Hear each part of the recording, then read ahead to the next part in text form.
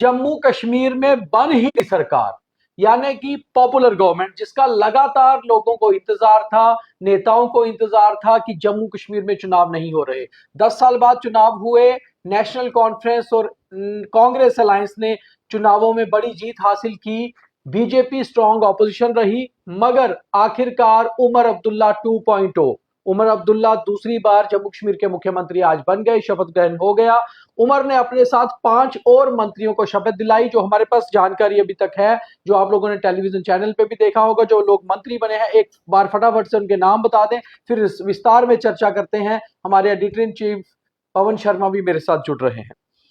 सुरेंद्र चौधरी नौशहरा से आते हैं। बीजेपी के स्टेट प्रेसिडेंट रविंदर रैना को हराया था, उस चीज का उन्हें इनाम मिला है। नौशहरा से यानी कि राजौरी जिले को एक बड़ा मंत्री मिल गया है, और हमारे पास जो जानकारी आ रही है, डिप्टी चीफ मिनिस्टर शायद बनाया गया है उनको। हालांकि डिप्टी चीफ मिनिस्टर की शपथ नहीं होती, शपथ ऐसे कैबिनेट मिनिस्टर लेनी होती है, मगर बाद में ये एक रैंक मिल जाता है कि deputy chief minister. Surendra Chaudhary.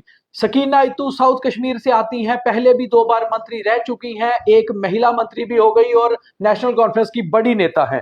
Javed Ahmad Rana Gujjar बिरादरी से आते हैं, मेंढर से जीत के आए हैं। मुर्तजा खान को हराया है। मुर्तजा खान जो कांग्रेस से बीजेपी में आए थे, और गृह मंत्री अमित शाह ने कहा था मुर्तजा खान मेरे दोस्त है, तो कहीं ना कहीं जावेद राणा को भी इनाम मिला।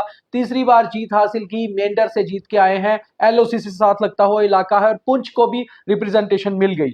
जावेद अहमद डार। जावेद अहमद डार पहले एमओएस रह चुके हैं, अब कैबिनेट मंत्रालय मिला है। राफियाबाद से जीत के आए हैं, पीडीपी के कैंडिडेट को हराया था, बारामूला को, नॉर्थ कश्मीर को भी रिप्रेजेंटेशन दी। और आखिर में सबसे इंपॉर्टेंट नाम, कांग्रेस का अभी कोई मंत्री नहीं बना, ये आपको बता दें, बहुत बड़ी खबर है। 3 मंत्री अभी और बनाए जाने हैं। दूसरी बार जब विस्तार होगा कैबिनेट का, तो उसमें कांग्रेस के 1 या 2 मंत्री आ सकते हैं, मगर फिलहाल कांग्रेस की जगह इंडिपेंडेंट को दी गई है, और इंडिपेंडेंट भी जम्मू के डोगरा बेल्ट से एक मंत्री लिया गया है, सतीश शर्मा। सतीश शर्मा एक तीर से कई निशाने, जैसे उन्होंने खुद भी साधे थे। उन्होंने बीजेपी और कांग्रेस को हरा दिया था, अकेले इंडिपेंडेंट जीत हासिल की थी। कांग्रेस ने उन्हें टिकट नहीं दी थी, आपको याद होगा। आज जिस कांग्रेस ने उन्हें टिकट नहीं दी थी, उसी कांग्रेस के बड़े दिग्गज नेता मल्लिकार्जुन खड़गे, राहुल गांधी और प्रियंका गांधी के सामने सतीश उसी कैबिनेट में शामिल हुए, जिसमें वो कांग्रेस की टिकट पे जीत के आते, तब भी शायद मंत्री बनते।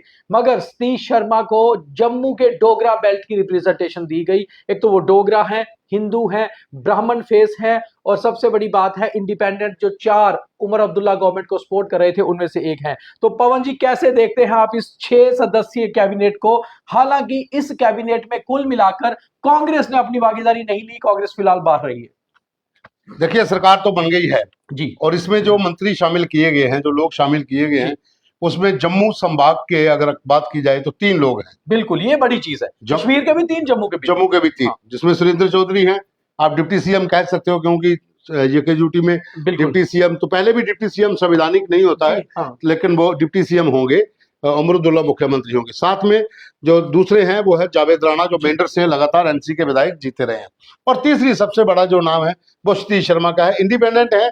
लेकिन आज जो साहब पहले कह रहे थे, आज वो बड़ा दिन उसके लिए ऐसा भी था क्योंकि तमाम कांग्रेस के बड़े नेता मंच पर थे, वहां और उनके देख रहे थे, शर्मा और खास करके राहुल गांधी, खड़गे, और जो जम्मू कश्मीर की कांग्रेस के बड़े लोग हैं, वो प्रियंका गांधी, सब लोग सामने देख रहे थे कि ये वो लड़का है जो हमसे टिकट मांगने दिल्ली आया था और हमने दरवाजे नहीं खोले थे।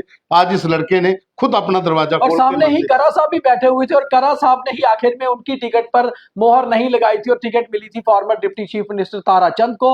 मगर ताराचंद को हराने वाले, आपको एक और चीज समीकरण बता दें कि उमर अब्दुल्ला की पिछली गवर्नमेंट में ताराचंद डिप्टी सीएम थे, और उसी डिप्टी सीएम को हराने वाले सतीश शर्मा को आज उनकी कैबिनेट में एक एज ए कैबिनेट मिनिस्टर लिया गया है। तो ऐसे सियासी समीकरण बदलते हैं कि कई बार इंसान के जब स्टार्स अच्छे होते हैं तो बढ़ता ही जाता है, सतीश शर्मा के लिए। मगर सतीश शर्मा के लिए कितना बड़ा चैलेंज होगा जम्मू में काम करना। देखिए, नेशनल कॉन्फ्रेंस को सपोर्ट करना आप उस इलाके अपने आप में चैलेंज है, अपने आप में चैलेंज है। आप उस इलाके से संबंध रखते हैं, यहाँ पर लोग स्टार्ट से ही कांग्रेस और बीजेपी के साथ जुड़े रहे हैं। संघ के लोग वहां से जीते हुए हैं, कांग्रेस के तमाम बड़े नेता वहां से जीते हुए हैं। उस इलाके में आपने एनसी को सपोर्ट किया है। अब आपने उन लोगों के मान सम्मान के लिए आपने मंत्री पद तो ले लिया। अब जो लोगों का मुद्दा था, पार्टी कोई मैटर नहीं करती है, पार्टी की विचारधारा बाद में आती अगर है। आप काम कर गए काम तो कर आप गए, स्टार बन गए, आप अपने इलाके और के अगर लोगों आप के कहीं रह गए तो तो फिर फिर पिछड़ गए। फिर आपको ट्रैक नहीं मिलेगा। देखिए सुरेंद्र चौधरी पीडीपी में थे, बीजेपी में थे, लेकिन उनको बाद में पता चल गया कि नहीं एनसी बेटर है, तो उसने एनसी को पिछले 2 साल से पकड़ के रखा, 1.5 साल से। और उनको तो इनाम मिला रविंद्र रैना को हराने का। सीधी सी बात है, हाँ। बीजेपी के चीफ को हराना। और उस दूसरा चीज का जावेद राणा तो एनसी के थे ही, थे ही, वो तो शुरू स्टार्ट से से उनके NC साथ थे। बाकी कश्मीर के जो लीडर हैं वो भी उनके साथ थे। ये वाला जो पॉइंट है, अभी एक और इंडिपेंडेंट का नाम था कि रमेश्वर भी शायद शपथ लेंगे, बनी वाले हो सकता अगले में ले ले। इन दोनों के लिए इसलिए है कि आप उन इलाकों में उन लोगों का नेतृत्व करेंगे जो पार्टी की विचारधारा के खिलाफ चलते आए हैं। तो अब आपने अपने इलाके में लोगों के काम करवाने हैं, लोगों की उम्मीदों पर खरा उतरना है, ताकि आपका ट्रैक जो है वो और मजबूत हो। अगर आप पीछे हटे तो उस ट्रैक पे दोबारा आपके पांव नहीं पड़ेंगे। और एक चीज और साफ हो जाती है पवन जी, मुझे लगता है कुल मिलाकर ये देखिए, सबसे पहले तो कैबिनेट की बात कर लेते हैं कि उमर अब्दुल्ला ने बहुत सोच समझ कर ये कैबिनेट का बनाई है, क्योंकि उमर अब्दुल्ला ने ये देखा है कि जम्मू को जो डू शेयर देने की लगातार वो बयानबाजी कर रहे थे, उस बयान पे वो खरे उतरे हैं, क्योंकि 3 मंत्री जम्मू से बनाए हैं और कश्मीर में अपने को इन्वॉल्व करके 3 मंत्री हैं। तो अब ये बड़ी चीज है। और कश्मीर के तीनों रीजन से एक उमर अब्दुल्ला खुद सेंट्रल कश्मीर से आते हैं, राफियाबाद से जो नॉर्थ कश्मीर में है जावेद अहमद डार आते हैं, और साउथ कश्मीर से सकीना इतू आती हैं। एक महिला को भी जगह दे दी गई, एक नॉर्थ कश्मीर से मंत्री और खुद चीफ मिनिस्टर सेंट्रल कश्मीर से। मगर जम्मू की रिप्रेजेंटेशन देखिए, राजौरी, पुंछ और जम्मू 3 जिलों को रिप्रेजेंटेशन दे दी है। अब जो बड़ी चीज है, क्योंकि मंत्री कुल 9 बनने हैं, 3 जगह अभी खाली है और इन 3 जगहों में से बहुत से चांसेस हैं 1 एनसी और 2 कांग्रेस को मिल सकती हैं। क्या कहते हैं? बिल्कुल, देखिए कांग्रेस ने फिलहाल अभी कोई वहां पर नहीं लिया है मंत्री, उनका शपथ, उन्होंने कहा है कि हम बाहर से सपोर्ट करेंगे। मीटिंग होगी, फैसले होंगे, उसके बाद कांग्रेस 2 के ऊपर बात आ सकती है, या फिर डिप्टी स्पीकर पे बात आ सकती है और एक मंत्री पे बात आ सकती है। देखिए उमर अब्दुल्ला ने बहुत ही स्ट्रेटेजिकल वे के साथ अपना मंत्रिमंडल का गठन किया है। उन्होंने जम्मू संभाग के अंदर पहले ही 3 ऐसे लोग सामने ले आए हैं जिसमें आपका राजौरी पुंछ पूरा रेंज कवर हो गया, जम्मू डिस्ट्रिक्ट कवर हो गया, जम्मू डिस्ट्रिक्ट आपका कवर हो गया। अब उनको देखना कि कठुआ साइड से किसको और लाना। बड़ी बात यह है पवन जी की total 6 minister including chief minister 2 Hindu faces शुरू में ही दे दिए। 2 हिंदू फेसिस देना बड़ी बात है, जिसमें एक जाट चेहरा, एक ब्राह्मण हिंदू चेहरा, तो कुल मिलाकर 2 चेहरे। और अगर आपने दे दिए शुरू में, तो इसका मतलब है कि आपने जम्मू की जो बेल्ट है, डोगरा बेल्ट जिसको हम कहते हैं, क्योंकि लगातार बीजेपी डोगरा सीएम कर रही थी, अगर उन्होंने सुरेंद्र चौधरी को डिप्टी सीएम बना दिया तो एक तरह से डोगरा डिप्टी सीएम दे दिया। सुरेंद्र चौधरी बेसिकली डोगरा परिवार से ही आते हैं, उनका सारा परिवार जम्मू में रहता है, वो डोगरी बोलते हैं, डोगरा है, चाहे पहाड़ी डोगरा है, मगर डोगरा बेल्ट में गिने जाते हैं। तो उन्होंने रिप्रेजेंटेशन दी है। उमर का ये जो गठबंधन हुआ है, जो इन्होंने गठन किया है पहली कैबिनेट का, बहुत सोच समझ के किया, और मुझे पूरा यकीन है कि पूरा फारूक अब्दुल्ला के साथ बैठ के चर्चा हुई है, उन्होंने ये कैबिनेट ही बनाई है। देखिए उमर साहब भी अब काफी मैच्योर हो चुके हैं, लेकिन डॉक्टर फारूक अब्दुल्ला का साथ होना अपने आप में एक बड़ी बात होती है।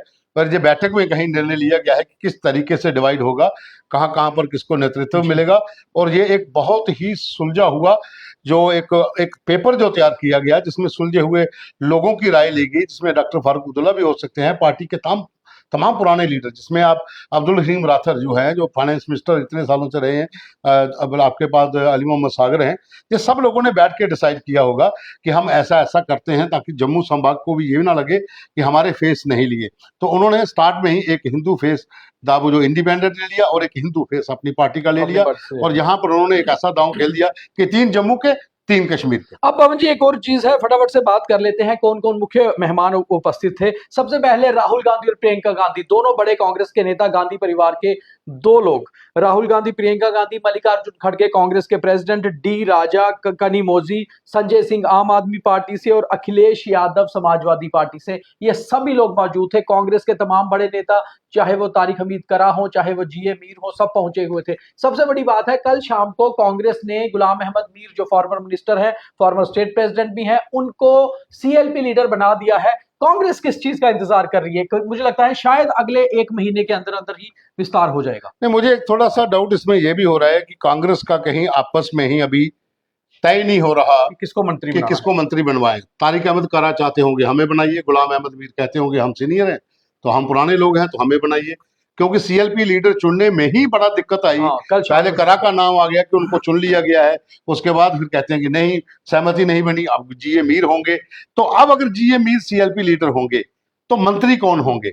जीए मीर होंगे या तारिक अहमद करा होंगे, दोनों में से एक बनना तो है। मुझे एक और पेज भी नजर आ रहा है, कांग्रेस से लगातार लड़ाई करके जीत के आए छंब से सतीश शर्मा ने सपोर्ट की नेशनल कॉन्फ्रेंस को। कांग्रेस नेशनल कांग्रेस को कॉन्फ्रेंस नहीं, उन्होंने सरकार को सपोर्ट की है, तो उन्होंने सरकार को सपोर्ट की और कहीं उनको मंत्री बनाने को लेकर कांग्रेस तो नहीं बैकफुट पे आई कि इसको क्यों मंत्री बनाया है, या उस पर कहीं बात अटकी? देखिए ऐसा अंदर से भी, सूत्रों से बात पता करनी ऐसा पड़ेगी। भी हो सकता है क्योंकि कांग्रेस ने विरोध किया था, जो स्टार्ट बिल्कुल। में खबरें आई थी, कांग्रेस नहीं चाहती थी नहीं कि आप चाहती। इनको मंत्रिमंडल में ले, क्योंकि कांग्रेस के लिए कांग्रेस चाहती थी अगर वो सपोर्ट करे तो हमारे थ्रू करे, हमारे थ्रू हमारे करे। साथ। देखिए कांग्रेस के लिए इससे बड़ी और क्या बात होगी कि हम इसको टिकट नहीं दे रहे थे वो आज कैबिनेट में और हमारे सामने बैठ के वो कैबिनेट मंत्री को शपथ ले रहे हैं सामने। शपथ ले रहा है। तो कहीं ना कहीं ये चीजें होती है पार्टी के अंदर, क्योंकि सियासत में कभी भी कोई किसी का सगा नहीं होता है, जहां मौका मिलता है। देखिए एंटी डिफेक्शन लॉ के अंतर्गत ना तो सतीश शर्मा कांग्रेस ज्वाइन कर सकते हैं एज एमएलए, ना नेशनल कॉन्फ्रेंस, मगर सतीश शर्मा ने भी बड़ा सोचा समझा मूव लिया है। उन्होंने सपोर्ट किया है गवर्नमेंट को, एनसी कांग्रेस अलायंस को, वो सीधे जाके मिले उमर अब्दुल्ला को जो वुड बी चीफ मिनिस्टर थे। तो कहीं ना कहीं जो बातचीत उनकी हुई है उमर अब्दुल्ला और फारूक अब्दुल्ला से हुई है मंत्रिपरिषद में आने की। बिल्कुल, तो इसलिए सतीश शर्मा का कैबिनेट में आना भी कांग्रेस के लिए दिक्कत हो सकती है। बिल्कुल हो सकती है, क्योंकि कांग्रेस, देखिए कांग्रेस इस समय कश्मीर में है। जम्मू संभाग से कांग्रेस का सिवाय एक एमएलए जीता है, और जो तमाम बड़े नेता थे, जो जिसमें रमन बल्ला थे, तारा चंद थे, चौधरी लाल सिंह थे, उसके बाद जोगेश सानी थे, ये तमाम नेता सारे मूलाराम थे, जो सब हार गए हैं। अब कहानी ये है कि कश्मीर के अंदर जो कांग्रेस है, जो जीते हुए, वो सब कश्मीरी। जितनी सतीश के पास अपनी सीट है उतनी कांग्रेस के पास है एक। एक तो जम्मू रीजन में बराबर की दोनों वो सिस्टम है, मगर कुल मिलाकर उमर अब्दुल्ला का जो गठन हुआ है जो कैबिनेट का, वो बहुत सही सोचा समझा गठन।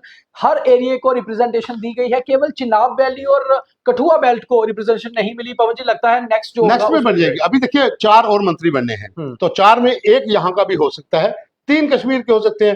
देखिए जम्मू डिवीजन से 2 मुझे लग रहा है और हो जाएगा, एक चिनाब वैली से हो जाएगा। 3 तो हो गए जम्मू रीजन से, अगर एक और आता तो 4 काफी है मुझे लगता है। हाँ, तो चिनाब वैली से तो एक लेना पड़ेगा ना, चिनाब वैली से आप लेना पड़ेगा। कुल मिलाकर उमर अब्दुल्ला सरकार का गठन हो गया है। उमर अब्दुल्ला ने शपथ ले ली है चीफ मिनिस्टर के तौर पे। अभी तक जो सामने नाम आ रहे हैं 5 मंत्रियों के, उसमें सुरेंद्र चौधरी सीनियर मिनिस्टर, सकीना इत्तू नेशनल कॉन्फ्रेंस के खाते में, जावेद राणा एनसी, जावेद अहमद डार एनसी, और केवल एक इंडिपेंडेंट सतीश शर्मा जम्मू से छंब से जो जीत कर आए थे निर्दलीय। और अभी तक जो जानकारी है, सुरेंद्र चौधरी को डिप्टी चीफ मिनिस्टर बनाया जा रहा है जम्मू रीजन को पूरी तरह से रिप्रेजेंटेशन देने के लिए। और कहीं भी उमर अब्दुल्ला ये नहीं चाहेंगे कि शुरू से ही जम्मू से खिलाफत होनी शुरू हो जाए, इसलिए पर इसमें एक चीज और भी थी। मुझे ये लग रहा था कि शायद नेशनल कॉन्फ्रेंस पहले जो मंत्री थे उनमें कहीं अकबर, जो अली मोहम्मद सागर, जहाँ उनके बेटे सलमान सागर, जहाँ अब्दुल रहीम राठौर, किसी भी सीनियर को नहीं लिया। मुबारक गुल है, अली मोहम्मद सागर है, अब्दुल रहीम राठौर है, 7 बार के विधायक है, किसी को रिप्रेजेंटेशन नहीं मिली है।